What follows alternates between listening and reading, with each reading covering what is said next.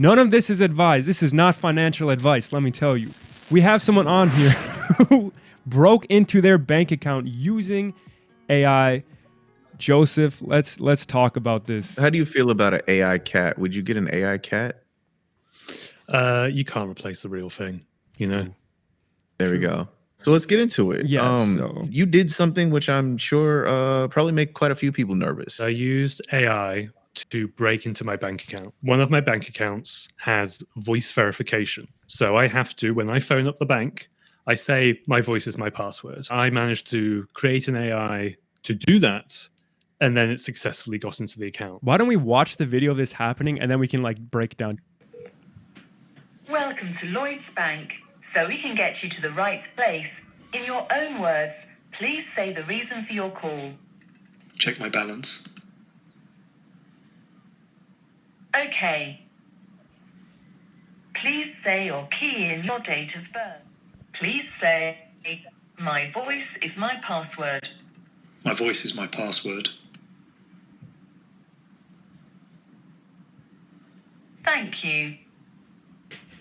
Here a balance.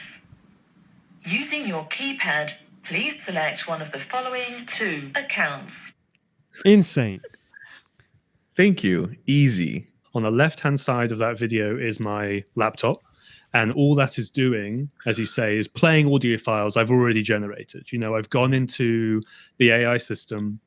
I've poked and prodded it until I've got a couple of samples, essentially, that I'm happy with. And then I'm just playing those at the right time. It's just playing sound files to the device on the right that's handling the call. It's just positioned in a way so you can see sort of both things at once. Look, this isn't me talking behind the camera. This is completely synthetic and still effective at getting in. Is this on the radar of banks? Because I feel like this is going to like only jump up in prevalency. At the moment, it's, I believe, an opt-in sort of mechanism. But from what I hear, a lot of banks are pushing it. Lloyds is a UK bank, just because obviously you can tell from my accent, I have a UK bank account, whatever. But plenty of US banks, Chase, Wells Fargo, TD, as I mentioned, I think there's some other ones as well.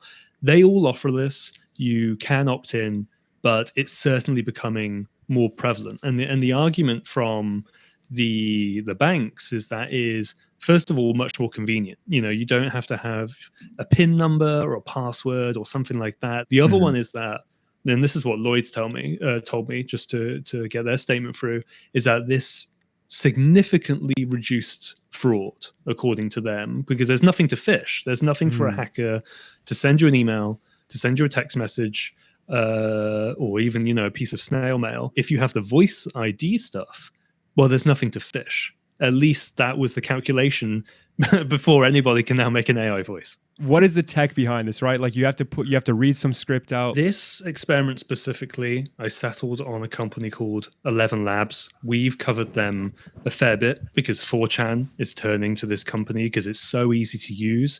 It's free or cheap, depending when you signed up. And it's just really, really good.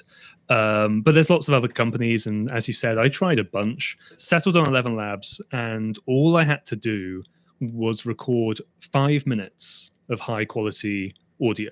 And I just used this mic that I'm using right now.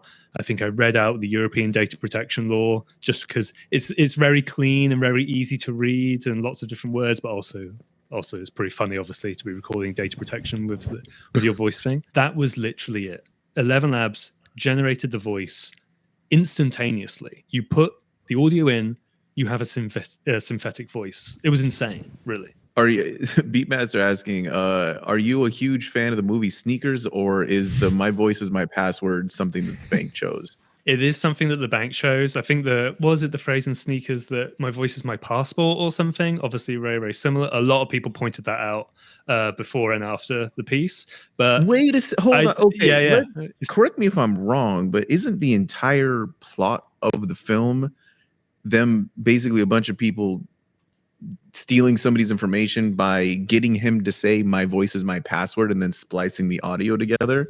And so something like that, yeah. Isn't my voice is my password basically just a metonym for having your information stolen?